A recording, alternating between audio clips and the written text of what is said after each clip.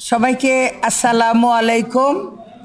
আমার আসলে বক্তব্য দেওয়ার কোনো অভ্যাস নাই, তো কারণ আমি কোনো নেতা নেত্রীও না, কিছুই না। তারপরেও সাইমন ভাই এখানে ডেকেছেন আমাকে, যে বলল যে আমাদের একটা মহরত আছে। তো আমি ভাবলাম বহুদিন দেখি না, বহুত বছর এখন আর ছবির মহরত হয় না। কাজ যে হচ্ছে না টুকটাক, সেটা কিন্তু হচ্ছে, কিন্তু যেটা হচ্ছে সেটা হলো যে মহরত আর হয় না। আগে আমরা গান মহরত করতাম, শুটিং মহরত করতাম, এখন এইটা আর হচ্ছে না। তো সেই জন্যই আজকে আসলে খুব আগ্রহ নিয়েই আমি আসলাম। অবশ্য এই টিমের সাথে আমিও একজন এই টিম মেম্বার।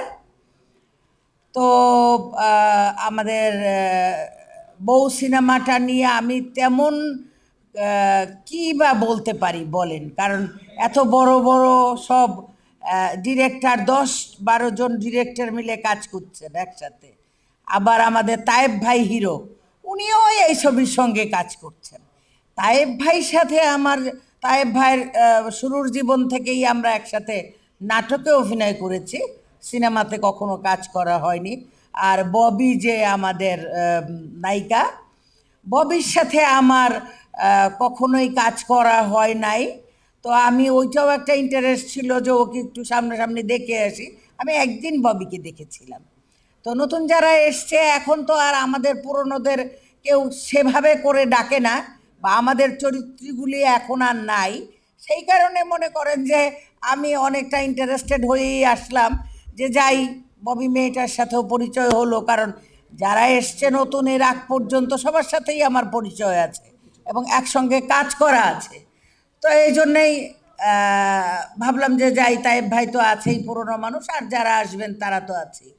আর আমার এইখানে তো আছে আমাদের দেলোয়ার জাহান ঝন্টু ভাই, উনি আমার অনেক শ্রদ্ধেয়। আর ওনার গল্প বা ওনার ছবির শুটিং দেখতে গিয়ে আমি প্রথম সিনেমাটা পেয়েছিলাম, মানে যেই ছবিটা আমাকে নিয়েছিলেন আর কি, ওই ছবির প্রডিউসার। ছবিটির নাম ছিল ঝিনুকমালা।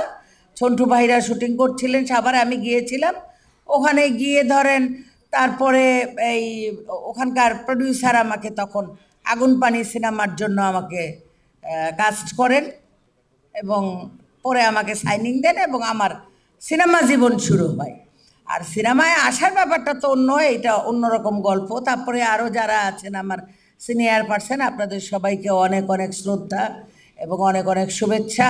আপনাদেরকে আমরা এখনও সিনিয়র যারা আছেন, আপনাদেরকে দেখলে আমাদের মনের মধ্যে একটা আনন্দ হয়।